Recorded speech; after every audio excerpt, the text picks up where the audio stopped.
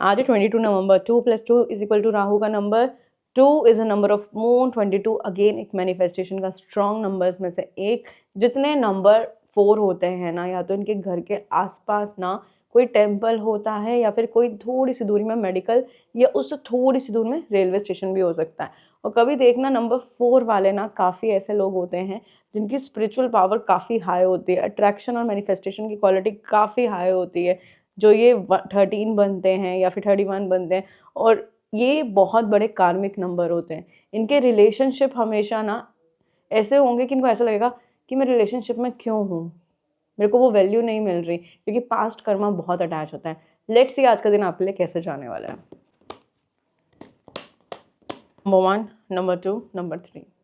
Night of pentacle यहाँ पे clearly show कर रहा है चीज़ें रुके होने की एनर्जीज, एक वेट और ऑब्जर्व करने की एनर्जीज। हमें पता है ये चीज़ होगी, बट कब होगी ये नहीं पता। हो सकता है एक टोक लग गई हो और आप एक राइट टाइम का वेट कर रहे हो, चीज़ें स्टक हो सकता है पैसों के रिलेटेड कुछ आना हो, लेन देन हो बट अभी चीज़ें रुक गई हो। यहाँ पे नज़र दिखाता है प्रॉस्पेरिटी और ग्रोथ है, सब कुछ है, बट एक ना सक्सेस अभी रुकी हुई है, थमा हुआ है चीज़ें। ऑब्जर्वेशन चल रही है, यूनिवर्स भी टेस्ट कर रहा होता है इस टाइम पे। चीज़ें ऐसे दिखाता है कहीं ना कहीं नेगेटिविटी, बट ऐसी नेगेटिविटी नहीं कि जिसमें आपको काफ़ी मतलब नुकसान हो रहा हो, मगर चीज़ें रुक सी गई हो। हेरोपेंट की एनर्जी, जैसे तो मैरिज का कार्ड होता है, स्पिरिचुअल एक्नॉलेज का कार्ड होता है, गाइडेंस का कार्ड होता है, और कहीं ना कहीं ऐसा भी होता है कि हमें किसी की ज़रूरत है कि कोई हमें इस चीज़ से निकाल सके, कोई हेल्प आउट कर सके। हमें एक गाइडेंस की सीख है, हमें एक नॉलेज की सीख है। और कहीं ना कहीं यहाँ पे ये ज़रूर दिखाता है ऑर्थोडॉक्स ऑल्सो हो सकता है, कुछ फैमिली रिचुअल्स चल रहे हो जिसकी वजह से आप बहुत परेशान हो कि ये रिचुअल्स क्यों कंटिन्यू हो जा रहे हैं। एंटायर डे की एनर्जीज को काफ़ी सोचता हुआ पॉजिटिव भी दिखाता है, बट द थिंग इज़ कि कुछ ना कुछ ऐसा दिखाता है कि लोग आप पे ट्रस्ट करते हैं, आप इन्फ्लुएंस करते हो लोगों को, और लोग कहीं ना कहीं आपसे इंस्पायर होके ना ग्रो करते हैं। एंटायर डे की एनर्जीज में कुछ नया लाता हुआ दिखाता है, प्रॉस्पेरिटी की तरफ दिखाता है।